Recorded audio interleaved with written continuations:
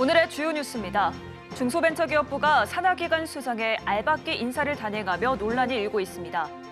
지난주 수십조 원의 정책 자금을 지원하는 신용보증재단 중앙회 회장 취임이 비공개로 진행되기도 하는 등 산하기관 수장 자리가 측근 챙기기용 도구로 전락했다는 비판이 나옵니다.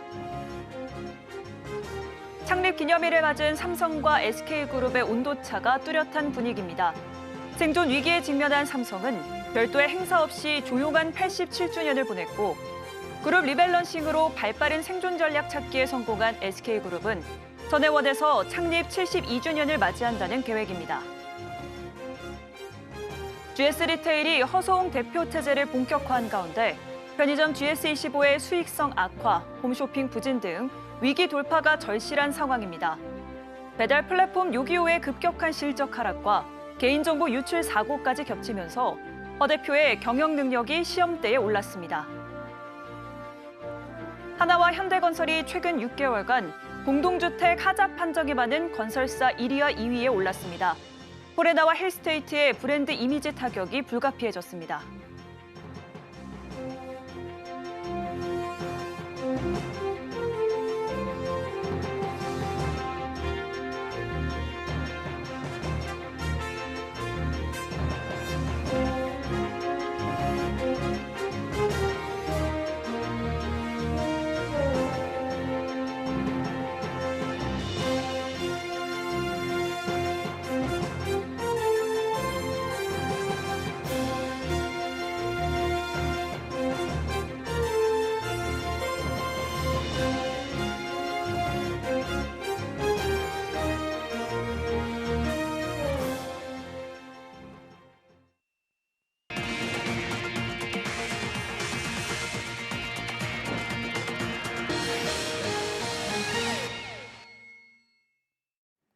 여러분 안녕하십니까? 3월 24일 서울경제 뉴스5 시작합니다. 중소벤처기업부가 산하기관 수장의 이른바 알박기 인사를 단행하며 논란이 일고 있습니다. 지난 19일에는 수십조 원의 정책 자금을 지원하는 신용보증재단 중앙회 회장 취임이 비공개로 진행되기도 했는데요.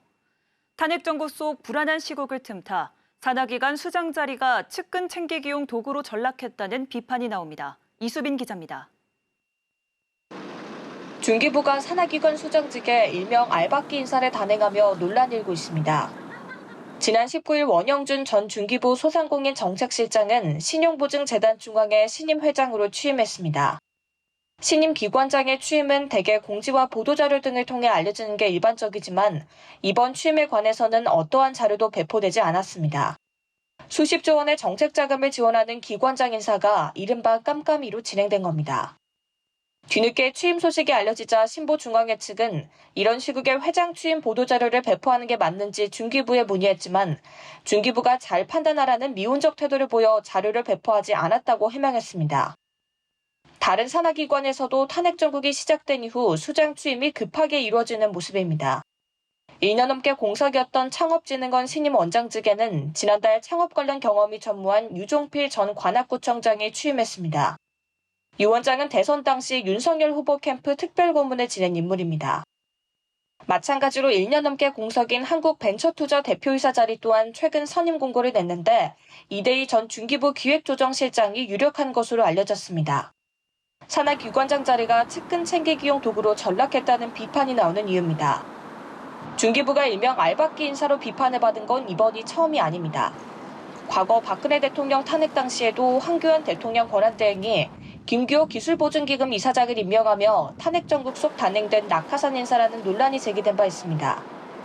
정치적 혼란 속 얼어붙은 경기, 중소벤처기업 지원과 안정화에 총력을 다해야 할 중기부와 산하기관이 깜깜이 인사를 단행하면서 알박기 논란을 자초하고 있습니다. 서울경제TV 이수빈입니다. 창립 기념일을 맞은 삼성과 SK그룹의 온도차가 뚜렷합니다. 생존 위기에 직면한 삼성은 별도의 행사 없이 조용한 87주년을 보냈는데요.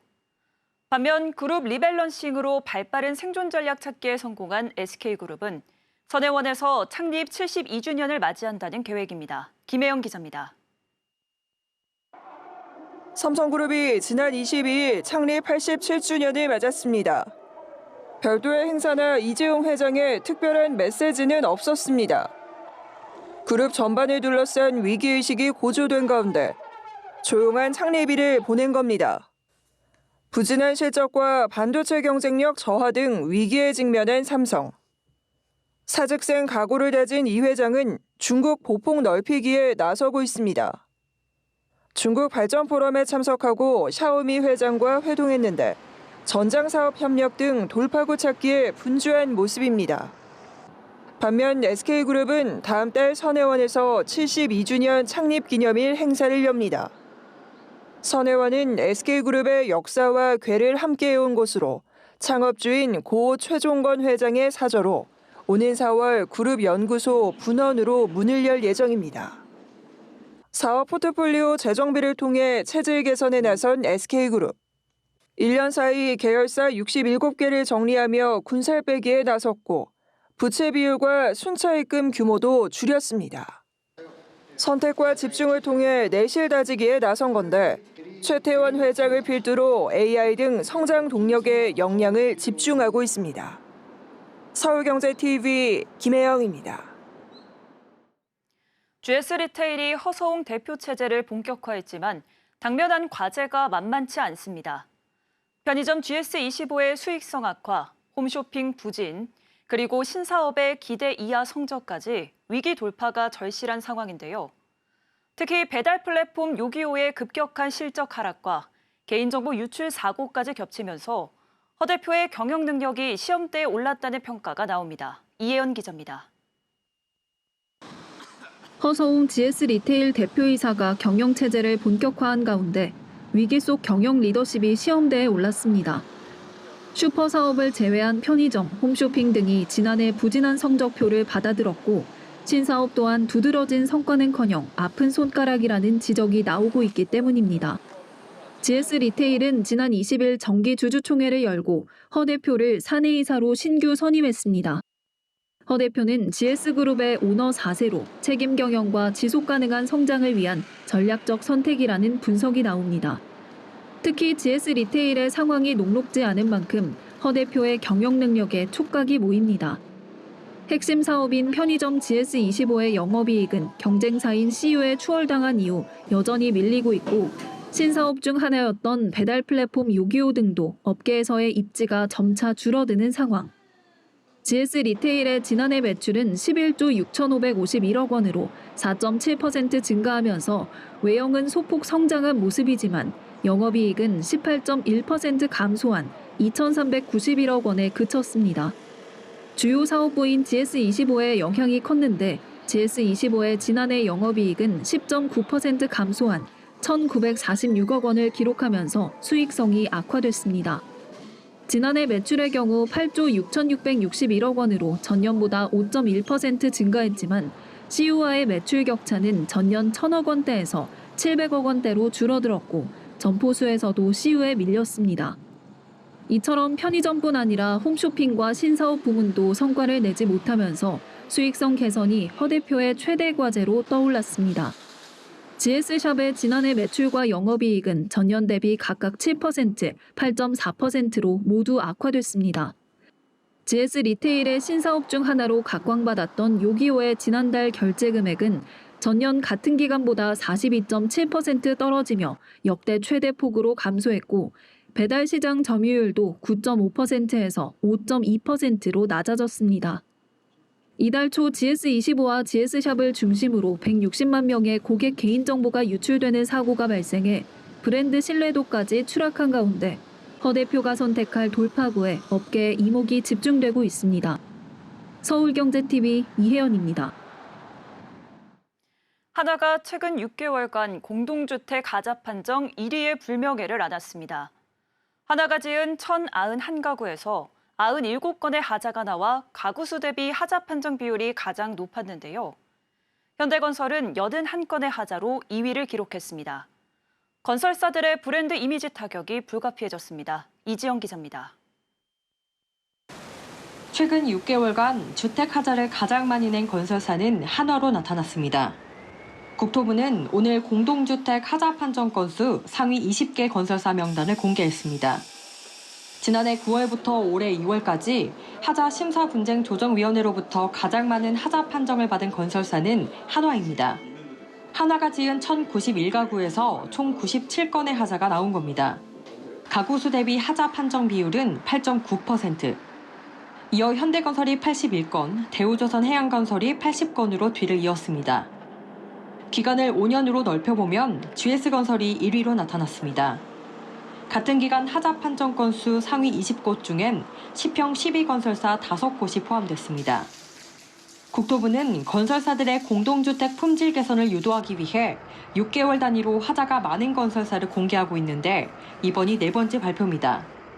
하자로 인정된 주요 유형은 기능 불량, 들뜸 및 탈락, 균열 등의 순으로 나타났습니다. 주택 하자 명단이 공개되면서 상위권에 이름을 올린 건설사들의 브랜드 이미지는 타격을 받게 될 거란 전망이 나옵니다. 서울경제TV 이지영입니다. 아우디가 계속되는 판매 부진으로 지난해 독일 3사 명성을 뒤로하고 7위에 머물렀습니다. 과거 디젤 배출가스 조작 파동으로 인한 브랜드 신뢰도 하락, 소극적인 한국 투자, 소홀한 신차 출시 등이 이유로 꼽히고 있는데요. 올해 역대 가장 많은 신차를 출시하고 서비스 네트워크 강화로 브랜드 입지 회복에 나선다는데 시장의 반응이 주목됩니다. 이해란 기자입니다. BMW, 메르세데스-벤츠와 함께 국내에서 독 3사로 불렸던 아우디. 한국 수입 자동차 협회에 따르면 아우디 코리아는 지난해 국내 자동차 시장에서 9,304대를 판매하며 수입차 시장 점유율 3.53%로 7위를 기록했습니다. 국내에서 아우디 판매량이 10,000대 밑으로 떨어진 건 7년 만. 전년과 비교하면 판매량이 47.9% 줄며 실적이 반토막 났습니다. 아우디 코리아는 올해 1월 320대, 2월엔 609대를 팔며 전체 수입차 시장에서 각각 9위와 8위를 기록했습니다. 누적 판매량으로는 929대, 같은 기간 BMW는 12,234대, 벤츠는 8,453대를 판 것과 비교하면 10분의 1 수준입니다. 아우디가 시장의 외면을 산 건 2016년 디젤 배출가스 조작 파동으로 인한 브랜드 신뢰도 하락, 고질적인 사후 서비스 문제, 일관성 없는 할인 정책, 신차 부재 등이 원인으로 꼽힙니다. 또 경쟁사들이 한국에 굵직하고 지속적인 투자를 이어오는 것에 비해 다소 소극적인 투자로 대조적인 행보를 걷는 것도 이유로 지적됩니다. 수입차 1위를 수성한 BMW는 그간 한국에 약 4천억 원에 가까운 투자를 해왔습니다. 950억 원을 들여 개관한 인천 드라이빙 센터는 지난해 10주년을 맞아 리모델링했고 경기 안성시 부품물류센터는 2027년까지 650억 원을 추가 투자해 대규모 확장에 나섭니다. 2위 메르세데스 벤츠 역시 2014년 520억 원을 투자해 안성의 부품물류센터를 건립했는데 2019년 350억 원을 추가 투자해 센터 규모를 2배 가까이 확장했습니다. 향후 고출력 전기차 충전소 확충, 마이바흐 전용 브랜드 센터 구축 등으로 고객 접점을 늘린다는 계획입니다. 아우디 코리아도 올해 서비스 센터와 신차 전시장 수를 확대하는 등 서비스 확장에 나선다는 목표. 폭스바겐 그룹 코리아 측은 그룹사 차원으로 PDI 센터, 부품 물류 센터를 운영 중인데 각각 2011년과 2009년 확장 이전한 이후 시스템 개선을 해왔다고 설명했습니다. 한때 BMW나 벤츠와 어깨를 나란히 했던 브랜드인 점을 고려할 때 아우디 코리아의 투자 규모나 주기 등의 면에서는 다소 아쉬움이 남는 건 사실입니다. 그다음 서비스 센터도 보다 많이 구축해 놓고 신모델 출시나 이런 것도 적극적으로 했어야 되는데 그러한 부분에 대해서 전혀 고려치 않고 그냥 좀 안일한 태도로 임한 게 지금 7위까지 밀린 사태가 아닌가. 하지만 한국 시장을 포기할 수 없다라는 판단이 쓴다라고 하면 투자를 더 열심히 해야겠죠. 아우디 코리아는 순수 전기차부터 내연기관까지 올해 16종의 역대 가장 많은 신차를 선보여 국내 시장에서 판매량 반등에 나서겠다는 포부입니다. 서울경제TV 이혜란입니다. 보험 설계사 출신 대부업체 대표가 법인 보험대리점 GA를 설립해 설계사 조직을 유사수신 자금 모집에 활용한 사실이 적발됐습니다. 보험 설계사들은 월급 관리 스터디 등을 빌미로 사회 초년생 등에게 접근해 고수익을 강조하며 투자 상품을 권유하고 고객 투자금의 최대 3%를 수수료로 받았습니다. 김도하 기자입니다. 보험 설계사 97명이 보험 영업을 빌미로 1,400억 원대 폰지 사기를 저지른 사실이 금융당국에 적발됐습니다. 금융감독원이 최근 소속 설계사의 유사수신 의혹이 제기된 PS파인 서비스와 미래에셋 금융서비스 등 2개 GA에 대한 긴급 현장 검사를 벌인 결과 이같이 드러났습니다. GA 소속 설계사들이 보험 계약자 765명을 대상으로 유사수신 자금 1,406억 원을 모집했고 이 중 342억 원이 상환되지 않는 등 보험 소비자 피해가 발생한 사실이 확인됐습니다. 유사수신 모집에 가담한 GA 설계사는 모두 134명, 현재까지도 28개 GA 등에서 영업 중인 것으로 파악됐습니다. 보험 설계사 출신인 대부업체 PS 파이낸셜 대표는 지난 2022년 GA를 직접 설립하고 설계사 조직을 동원해 유사수신 자금을 모집했습니다. 유사수신에 활용된 GA는 자금 유치를 위해 다단계 피라미드식 조직으로 운영됐으며 직급별 모집 수수료를 지급했습니다.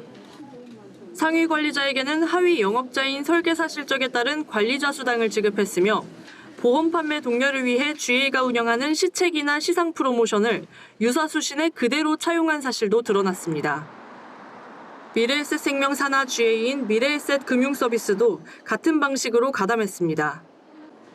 GA 설계사들은 월급관리 스터디와 재무설계 상담 등 SNS 광고를 통해 사회 초년생에게 접근한 뒤 일반 예적금 상품과 비교해 월등히 높은 수익률을 강조하며 기존 보유적금 해지 후 유사수신 투자를 권유했습니다.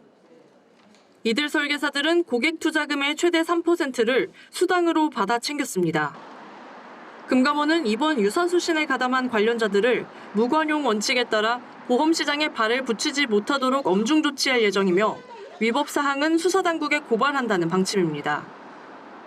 또 GA 설계사의 등록 취소 사유에 유사수신 처벌 이력을 추가하는 법규 개정을 신속히 추진하고 대부업체 연관 GA에 대한 관리를 강화할 계획입니다. 이번 사건에 연루된 PS파인 서비스는 소속 설계사가 500명이 넘는 대형 GA인데도 준법 감시인을 선임하지 않았습니다. 보험 설계사가 고객의 신뢰를 이용해 조직적으로 금융사기를 벌이면서 GA가 통제하지 못하는 설계사들의 일탈이 수면 위에 올랐다는 지적이 나옵니다. 서울경제TV 김도아입니다. 미국이 최소 64조 원 규모의 알래스카 LNG 개발 사업에 대한 한국 참여를 계속해서 압박하고 있습니다. 국내 대표 에너지 공기업인 한국가스공사는 천문학적인 비용이 드는 사업인데다 성공 가능성도 확실치 않아 고심이 깊어지고 있는데요. 부채 비율이 400%가 넘는 가스공사가 이런 해외 자원 개발 사업을 감당할 수 있느냐는 지적도 나옵니다. 김효진 기자입니다.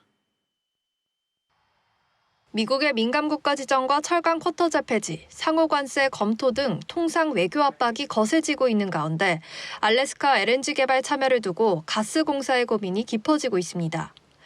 불확실성이 높은 사업인데다 약 64조 원 규모의 천문학적인 투자 비용이 들기 때문입니다. 여기에 알래스카는 기후 조건이 혹독하고 환경 파괴 논란에 휩싸일 위험도 있습니다. 일부에선 가스공사의 부채가 큰데 이 같은 해외 투자를 감당할 수 있냐는 목소리도 나옵니다. 실제 가스공사의 부채 비율은 432%, 원료비 미수금도 15조 원가량 쌓여 있습니다. 업계에선 가스공사 참여 후 사업이 좌초되거나 성과가 나지 않을 경우 국부 유출 논란을 피할 수 없을 것으로 전망하고 있습니다. 전문가들은 알래스카 LNG 사업의 위험성이 큰 만큼 투자를 피할 수 없다면 사업 단계별로 리스크가 작은 부분에만 선별적으로 참여해야 한다고 조언하고 있습니다. 한편 오늘부터 이틀간 일정으로 알래스카 주지사가 한국을 찾았습니다.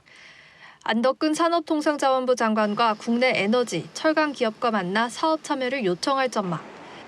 한국이 알래스카 가스 사업 참여를 대가로 철강 관세 면제를 요구할 거란 관측도 나옵니다. 서울경제TV 김효진입니다. 서울시와 정부의 토지거래 허가구역 번복에 따른 후폭풍이 은행권에 고스란히 미치고 있습니다. 불과 한 달 전 금리 인하 압박으로 가계대출 문턱을 낮췄다가 어제 번복에 따라 다시 대출 조이기에 나섰습니다. 은행권에서는 또다시 눈치 보기가 시작됐다는 목소리가 나오고 있습니다. 이연아 기자입니다. 지난 19일 정부가 주택시장 안정화 방안을 발표한 이후 은행권에서는 일제히 주택담보대출 문턱을 높이고 있습니다. 우리은행은 오는 28일부터 주택 보유자가 강남, 서초, 송파, 용산 등 투기 지역 내 주택을 추가로 구입하는 경우 신규 대출을 제한합니다. 하나은행은 오는 27일부터 1주택 이상 보유자가 서울시 소재 주택을 구입할 경우에 주담대 신규 취급을 중단합니다. SC제일은행은 오는 26일부터 2주택 이상 보유 차주의 생활안정자금 대출 신청을 중단하고 임차 반환 자금, 다른 은행 대환 대출, 추가 대출도 중단합니다. KB국민 신한은행은 이미 수도권 1주택 보유자 대상 주담대를 제한하고 있고 NH농협은행은 지난 21일부터 서울 지역 조건부 전세대출 취급을 중단했습니다. 은행권에서는 다주택자 대출 중단 이후 시장 상황과 정부 움직임을 보며 향후 주담대 관련 MCI, MCG 중단 등의 추가 제한 가능성을 열어둔 상황입니다. 불과 한 달 전 금융당국은 은행권을 향해 한국은행 기준금리 인하를 반영하는 메시지를 여러 차례 던졌고 가계대출 문턱이 낮아졌지만 최근 서울시와 정부의 토지거래 허가구역 정책 번복으로 은행권이 대출 조이기에 들어가고 있습니다. 은행권에서는 그간 금융당국이 수차례 강조한 은행별 대출 총량 자율 관리를 시행 중인데 서울시와 정부의 토어제 번복과 일관성 없는 정책에 따른 후폭풍으로 혼란스럽다는 목소리가 큽니다. 일각에서는 또다시 정부 눈치 보기가 시작됐다는 우려와 이번 토어제 번복에 따른 피해가 고스란히 금융 소비자에게 돌아갈 것이란 비판이 제기되고 있습니다. 서울경제TV 이연아입니다. 미국의 상호관세, 품목별 관세 발표를 앞두면서 대표적 경기 방어주인 식품주에 관심이 모이고 있습니다. 제품 가격 인상 및 원가 구조 개선에 생산 능력 증설 등 호재가 맞물리면서 실적 상승 기대감에 52주 신고가를 새로 쓴 종목도 있습니다. 김보연 기자입니다. 다음 달 2일 미국의 상호관세 발표를 앞두고 경기 방어주에 대한 관심이 커지는 가운데 원재료 부담을 던 식품업계가 제품 가격을 줄 상향 조정하면서 투자 심리를 자극하고 있습니다. 농심, 삼양식품, SPC 삼립, 오리온 등의 생산 능력 증설도 시장에 긍정적으로 작용했습니다. 이러한 대내외 호재가 맞물리며 실적 개선 기대감이 커진 식품주는 최근 상승 랠리를 펼치고 있습니다. 24일 한국거래소에 따르면 오늘 삼양식품 주가는 장중 95만 8천 원까지 오르며 52주 신고가를 새로 썼습니다. 올해 들어 19.9% 올랐습니다. 황제주 등극을 눈앞에 두고 있습니다. 같은 기간 오리온, 농심, 동원 F&B는 10% 이상 상승했고 오뚜기, 사조동아원, SPC 삼립, CJ제일제당 등 주요 식품주들도 줄줄이 강세를 보였습니다. 경기 민감주로 분류되는 정유, 화학, 조선주 등이 약세를 보인 것과 반대입니다. 금융투자업계에선 식품주의 상승 랠리가 당분간 이어질 것이란 전망을 내놓고 있습니다. 필수 소비재로 꼽히는 식품주는 경기 흐름에 덜 민감해서입니다. 올해 초 농심, 오뚜기, 삼양식품, SPC 삼립의 가격 인상과 오리온, 혜태제과 등의 가격 상향 조정 계획은 실적 개선으로 이어질 가능성이 높습니다. 한국투자증권을 비롯한 8개 증권사는 오리온의 목표 주가를 올린 바 있습니다. 원재료값 안정화에 따른 스프레드 확대로 인한 유리한 수익 환경도 관전 포인트입니다. 국제 소맥 가격이 $205 수준으로 안정세를 찾았고 세계적 밀 생산지인 우크라이나와 러시아의 휴전 논의가 본격적으로 진행되면 밀가루 가격은 더 하락할 가능성이 높다는 진단이 나옵니다. 대두, 설탕, 옥수수 등의 가격도 하락해 원재료 가격 부담을 덜고 있습니다. 직접적인 수혜주로는 사조동아원, 대한제분, CJ제일제당 등이 꼽힙니다. 실적 대비 주가 수준 매력이 클 뿐더러 농심, 삼양식품, SPC 삼립 등의 공장 증설과 오리온, 삼립 등 제품 라인 확대도 주가에 호재로 작용할 것이란 분석입니다. 최성환 리서치아름 대표는 국제 곡물 가격과 제품 가격 스프레드 확대로 실적 개선이 예상된다며 업계의 어닝 서프라이즈가 기대된다고 밝혔습니다. 서울경제TV 김보연입니다. 공정거래위원회는 오늘 카카오엔터에 시정 명령과 함께 과징금 3억 9천만 원을 부과하기로 결정했다고 밝혔습니다. 공정위에 따르면 카카오엔터는 2016년 10월부터 2023년 2월까지 자사와 관련 있는 15개 SNS 음악 채널을 개설하거나 인수한 뒤 총 2,353건의 게시물을 올리면서도 자사와의 관계를 알리지 않았습니다. 또한 2016년 7월부터 2023년 12월까지는 35개 광고 대행사에 총 8억 6천만 원을 집행해 427건의 SNS 콘텐츠를 제작, 게재하면서도 해당 게시물이 광고임을 명시하지 않았습니다.